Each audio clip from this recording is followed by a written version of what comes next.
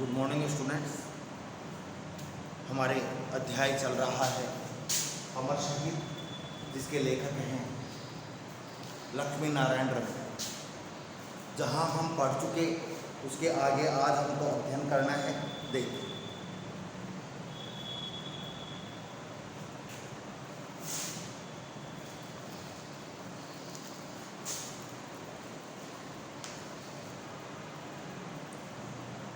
Jailer कहता है फिर भी हर काम करने वाला नाम तो चाहता ही। जेलर साहब कहते हैं कि देखो सागर, कोई भी आदमी कोई काम करे तो अपना नाम, अपना मान, अपना सम्मान तो चाहता ही है। कोई व्यक्ति ऐसा नहीं मिलेगा जो काम भी करना चाहिए और ये चाहे कि मेरा नाम नहीं हो। हर एक काम करने वाला व्यक्ति अपना नाम चाहता है। सागर हल्के हंसी हंसकर, जेलर साहब बसंत लाने के लिए झड़ने वाले पत्ते कब कहते हैं कि कोई उनका यशोगीत गाए। जो पत्ते हैं, बसंत आने से पहले जो पत्ते हैं वो झड़ जाते हैं। झड़ने वाले पत्ते कभी नहीं कहते कि कोई उनका यशोगान गाए, यशोगीत गाए, प्रशंसा करे। वे चुपचाप झड़ जाते हैं और चुपचाप धरती की गोद में खाद बनकर समा जाते हैं। वो पत्ते, कोई उनकी चर्चा नहीं और उनके स्थान पर उग आते हैं नए हरे हरे पत्ते। पुराने पत्ते सूख जाते हैं, झड़ जाते हैं, खाद बनकर धरती में समा जाते हैं और उन पत्तों के स्थान पर नए पत्ते आ जाते हैं, कोमल कोमल हरे हरे। फिर भी सागर, मनुष्य का जीवन 84 लाख योनियों में भटकने के बाद मिलता है। बच्चों,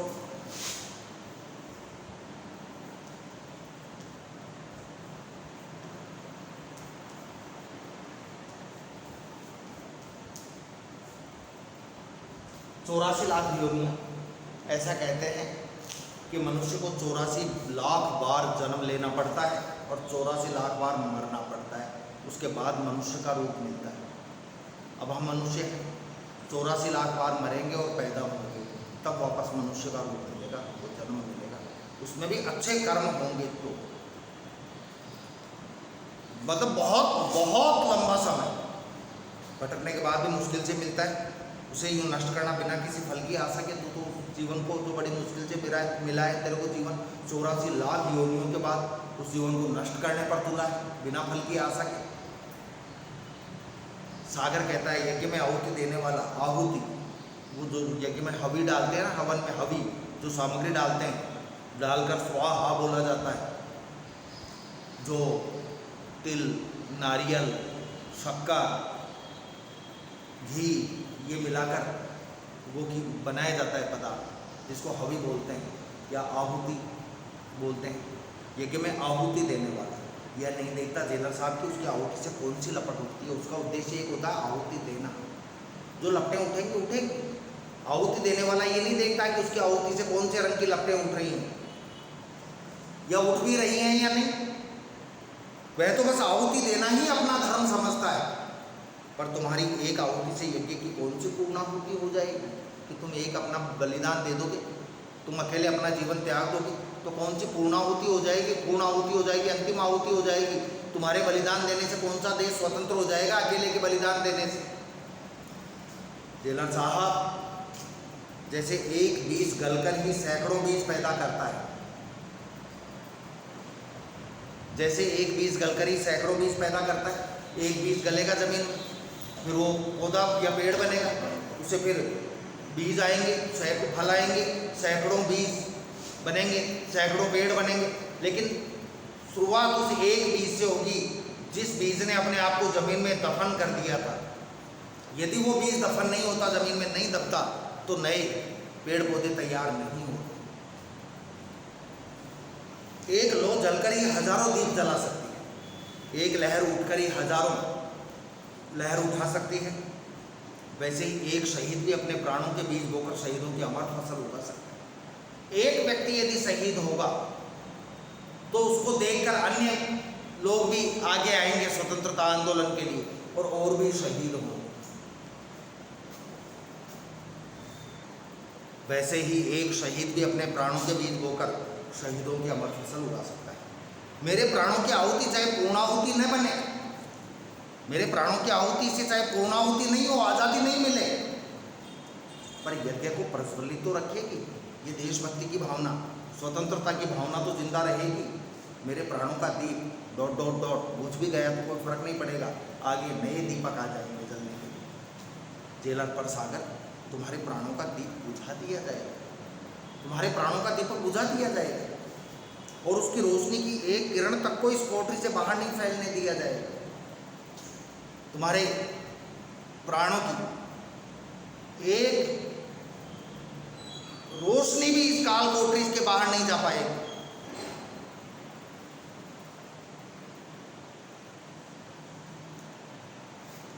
पर आग बुझकर भी वातावरण की सांसों में वह गर्मी भर जाती है जो कहीं लपट बनकर फिर जल सकती है।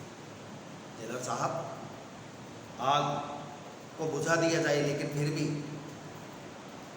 आग बुझकर भी वातावरण की सांसों में वह गर्मी पैदा कर जाती है, गर्मी भर देती है जो कहीं लपट बनकर फिर आग जल सकती है। मतलब मेरे बलिदान होने से, मेरे शहीद होने से मेरे बाद और वीर तैयार हो। ये सब जुनून की बातें हैं, जुनून, पागलपन, ये सब पागलपन की बातें हैं। सागर, तुम यहाँ परकोटे में कह दो, किले में, मोटी दीवारों वाले किले में कह दो, यहाँ तुम्हारी आवाज़ को कुचल दिया जाएगा, उस दम तोड़ की आवाज़ को कोई सुन नहीं पाएगा। तुम्हारे सपनों की दुनिया इसी काल कोठरी में दफन हो जाएगी। जो तुम सपने देख रहे हो कि देश आज़ाद होगा, सपनों की दुनिया इसी काल कोठरी में दफन हो जाएगी। सागर हंसकर कहता है, आवाज़ कभी मरती नहीं जेलर साहब। जेलर साहब, आवाज़ कभी भी नहीं मरती, आवाज़ कभी नष्ट नहीं होती। मेरी आवाज़ का यदि गला घोंटा गया तो यह जनता की आवाज़ बन जाएगी। जो बात आज मैं कह रहा हूँ, मेरे बाद पूरी जनता ये बात कहने लगी, आज़ादी की, स्वतंत्रता की, और जनता की आवाज़ कभी दब नहीं सकती। और जनता की आवाज़ बन गई तो ये मान लो जेलर साहब, ये निश्चित है कि जनता की आवाज़ को कभी नहीं दबाया जा सकता, कुचला नहीं जा सकता, कभी मर नहीं सकती। सोचकर फिर शहीदों की ज़िंदगी तो लुप्त गंगा की तरह होती है, जैसे लुप्त गंगा धरती के अंदर ही अंदर बहती है, पता नहीं कहाँ पत्थर को तोड़कर, पत्थर फोड़कर, पाताल तोड़कर निकल आई। शहीदों की ज़िंदगी तो लुप्त गंगा की तरह होती है जेलर साहब, जो कहीं भी किसी भी धरातल को फोड़कर बह निकलती है। वैसे ही शहीद कहीं से कभी भी पैदा हो सकता है, उसे कोई जंजीर, कोई जेल, कोई दीवार, कोई परकोटा बांध नहीं सकता। जनता की आवाज़। जेलर कहता है, यह है सब पागलपन है सागर। सागर, तू ये पागलपन की बातें कर रहा है? तुमने कभी सोचा कि तुम कितने स्वार्थी हो? तुम्हारे इस जीवन पर सिर्फ तुम्हारा ही हक नहीं है, जो तुम्हारे पीछे तुम्हारे घर वाले हैं उनका भी तुम्हारे इस जीवन पर अधिकार है। तुम ये सोच रहे हो कि तुम्हारा ये जीवन खुद का है और इसको देशभक्ति के लिए लगा दो, तुम्हारे इस जीवन पर तुम्हारा ही अधिकार नहीं। जानते हो, तुम्हारे बूढ़े पिता तुम्हारे लिए तरस तरस कर मर गए, तुमको देखने की अभिलाषा में ही वो मर गए। दिन रात गोपा गोपा के रट लगाते हुए तुम्हें पुकारते हुए तुम्हारी बूढ़ी माँ के प्राण पखेरु न जाने कब उठ जाए। गोपा गोपा की रट लगाई तुम्हारी बूढ़ी माँ, उसके प्राण पखेरु, प्राण रूपी पक्षी पता नहीं कब निकल जाए, कब उड़ जाए। तुम्हारी बूढ़ी माँ, पिता तो मर चुके, पता नहीं कब तुम्हारी बूढ़ी माँ मर जाए, तुमको पुकारती पुकारती। तुम्हारे भाई कितने दुखी हैं तुम्हारे बिना। सोनी गोद वाली तुम्हारी पत्नी, जिसकी गोद में बच्चा नहीं है, बिना बच्चे वाली जो तुम्हारी पत्नी है, दिन रात कितनी रोती है तुमको याद करके, तुम्हारे लिए। क्या तुम्हें इन सब पर दया नहीं आती? अरे तुम किसी और के लिए नहीं, अपने परिवार के लिए तो सोचो। सागर कहता है, जेलर साहब थोड़ा दुखी होकर, परिवार की बात आ गई तो थोड़ा दुख हो। फिर कहता है, मैं एक आंख से इन्हें देखता हूँ तो दूसरी आंख से देश की दुखी जनता को देखता हूँ। मैं एक आंख से अपने परिवार को देखता हूँ, दूसरी आंख से देश की दुखी जनता को देखता हूँ। एक कान से परिवार वालों की पुकार सुनता हूँ तो दूसरे कान से देशवासियों की दुख की पुकार सुनता हूँ। जेलर साहब, मातृभूमि मेरी माँ की माँ है, मातृभूमि मेरी माँ की भी माँ है, देश मेरे पिता का पिता है, मेरे देशवासी मेरे परिजनों से बढ़कर है। देश से हम हैं बच्चों, देश से हम हैं, न कि हमारे से देश। देशवासी हैं जो मेरे परिवार वालों से, परिजनों से बढ़कर हैं।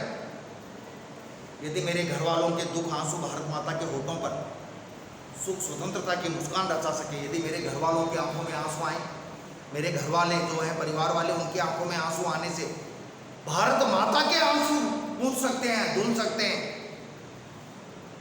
उसके चेहरे पर स्वतंत्रता की मुस्कुराहट आ सकती है, तो मैं अपने परिवार की हर तरह हर आंसू सहने को तैयार हूँ। यदि परिवार वालों को दुख देने से ही देश आज़ाद होता है, तो मैं परिवार को दुख देने के लिए, परिवार का दुख देखने के लिए मैं तैयार हूँ। कुल मिलाकर कहने का भाव है कि मेरे लिए देश पहले है, परिवार बाद में। जेलर कहते हैं, सागर मेरी बात मानो, व्यर्थ प्राण गंवाने से कोई फायदा नहीं। क्यों अपने प्राण गंवाना चाहते हो, खोना चाहते हो, मरना चाहते हो? महारावल जवाहर सिंह कोई पराये नहीं, अपने ही अन्नदाता है। महारावल जवाहर सिंह जी हैं जो कोई पराये नहीं है, अपने ही अन्नदाता हैं, मालिक हैं, राजा हैं। उनको पिता समझकर माफ़ी मांगो। भाई गलती हो जाती है बच्चे से, तो पिता से भी तो माफ़ी मांगता है, गलती हो नहीं हो पिता समझकर उनसे भी माफ़ी मांगो। अपने ही है वो, तो कोई पराये नहीं है। सागर जवाहर सिंह का नाम सुनते ही चिल्लाकर, नहीं कभी नहीं, उस खूनी दरिंदे से माफ़ी कभी नहीं, जिसने जैसलमेर की सारी जनता के भविष्य को अंधेरे से ढक रखा है। पता ही नहीं क्या षड्यंत्र कर रखा है अंग्रेजों के साथ मिलकर, जिसने कानून और अदालत को काली कठपुतली बना रखा है। उसके हाथों की कठपुतली बनी हुई है कानून, जो चोर डाकू और खूनियों के बलबूते राज्य चला रहा है। लोकप्रिय शासक नहीं है, उससे माफी धत कभी नहीं। जेलर कहता है, वे तुझे मार डालेंगे, यदि माफी नहीं मांगेगा तो तुझको मार देंगे। उनका कानून, उनका दंड तेरे इस घमंड को चूर चूर कर देगा, एक दिन तेरी मृत्यु हो जाएगी। कानून और दंड के काले हाथ फूल को डाली से नोचकर मसल सकते हैं। कानून और दंड के जो काले हाथ हैं, फूल को डाली से नोचकर मसल सकते हैं, इससे ज़्यादा कुछ नहीं कर सकते। वो मेरे को मार सकते हैं, इससे ज़्यादा कुछ नहीं कर सकते जेलर साहब, कर सकते जेलर साहब। अब जो फूल को तोड़ेगा, महक तो हवाओं की धरोहर होती है। अब फूल की गंध, फूल को तो तोड़ सकता है, लेकिन फूल की गंध जो हवाओं में महक रही है, उसको कोई थोड़े रोक सकता है। मेरे को तो मार देंगे, लेकिन मेरी आवाज़ जो चारों तरफ गूंजेगी जाएगी, उसको थोड़े रोक पाएंगे। जो फैले बिना नहीं रहते, फूल की गंध, वे मेरे तन को दबा सकते हैं, मेरे शरीर को नष्ट कर सकते हैं, मेरे शरीर को मार सकते हैं, मेरे मन को नहीं। मेरे मन में तो जो भाव है वो ही रहेगा, उनके लिए, देश के लिए। मुझे मार सकते हैं, मेरी भावना को नहीं, मेरी आत्मा को नहीं, शरीर को नष्ट कर सकते हैं। जेलर, देख मैं तुझे समझाता हूँ, तुम मान जा। जेलर कहता है कि देख मैं तेरे को समझा रहा हूँ, तो समझ जा, मान जा मेरी बात। नहीं तो ये तेरी बोटी बोटी नोच लेंगे, बोटी बोटी नोच लेंगे, छोटे छोटे टुकड़े कर देंगे तेरे। तुझे ये ऐसी यातनाएं देंगे कि पत्थर का कलेजा भी दहल जाएगा, पत्थर भी कांप जाएगा, ऐसा कष्ट देंगे, ऐसी यातना देंगे तेरे। सागर साहस से, बड़ी हिम्मत से कहता है, ये दुख और यातनाएं स्वतंत्रता की आग में घी सींचने का काम करेंगे जेलर साहब। जेलर साहब, ये जितनी मेरे को यातना देंगे, वो यातना इस स्वतंत्रता रूपी यज्ञ में घी डालने का काम करेंगे। बच्चों, यज्ञ होता है, आग लगती है, वहाँ घी डालेंगे तो क्या होगा? वो आग ज़्यादा भड़कती है, ज़्यादा बढ़ती है। तो मेरे को यातना देने से तो ये स्वतंत्रता की भावना और ज़्यादा बढ़ेगी, और ज़्यादा फैलेगी। जेलर साहब, इस तन को सताया जाएगा, जितना इस तन को सताया जाएगा, उतना ही प्राणों की लौ और तेज होगी। स्वतंत्रता का कमल शहीदों के रक्त सरोवर में ही उगता बढ़ता है। स्वतंत्रता का जो कमल है, वो शहीदों के रक्त में ही पैदा होता है। शहीद जब अपना रक्त देंगे, तभी स्वतंत्रता रूपी कमल खिलेगा। रुककर सांस लेता है सागर, और जब सागर सांस लेता है, तब जेलर कहता है, अरे पगले, ये तेरे पाँव तोड़ देंगे, तेरे पैर तोड़ देंगे, तेरे हाथ तोड़ देंगे, तुम्हारी आंखें फोड़ देंगे, तुम्हारे प्राण ले लेंगे। क्यों अपनी जिद पर अड़ा है? सागर कहता है, मातृभूमि के दीवाने तन का जीवन नहीं, मन का जीवन जीते। हमारा मन मजबूत होना चाहिए। तन तो आज है, कल नहीं है, कल मर जाएंगे। अपनी मौत माने, चाहे ये माने, हाथ पांव तोड़े, क्योंकि स्वतंत्रता के दीवाने तन का नहीं, मन का जीवन जीते हैं। जेलर साहब, मेरे पाँव टूटने पर, यदि मेरे देश का एक कदम आगे बढ़े, मेरे हाथ टूटने पर यदि देश के हाथ थोड़े मजबूत हों, मेरी आँख फूटने से यदि देश को नई नज़र मिले, मेरे प्राण लेने से यदि देश को नया जीवन मिले, तो मैं इन्हें खोना अपना परम सौभाग्य समझूंगा। फिर इन चीज़ों की परवाह नहीं है मेरे को। कुल मिलाकर देश को लाभ होना चाहिए। मेरा नाम सागर है, सागर, मेरा नाम सागर है जेलर साहब। मेरी गहराइयों को तोप और तलवार नहीं हिला सकती। जैसे सागर अथाह होता है, वैसे ही मेरा मन भी वैसा ही है। कोई तोप, कोई तलवार मेरे को अपने निश्चय से नहीं डिगा सकती। जो मैंने सोच रखा है मैं वही करूँ। ठीक है बच्चों, आज के लिए इतना ही। धन्यवाद।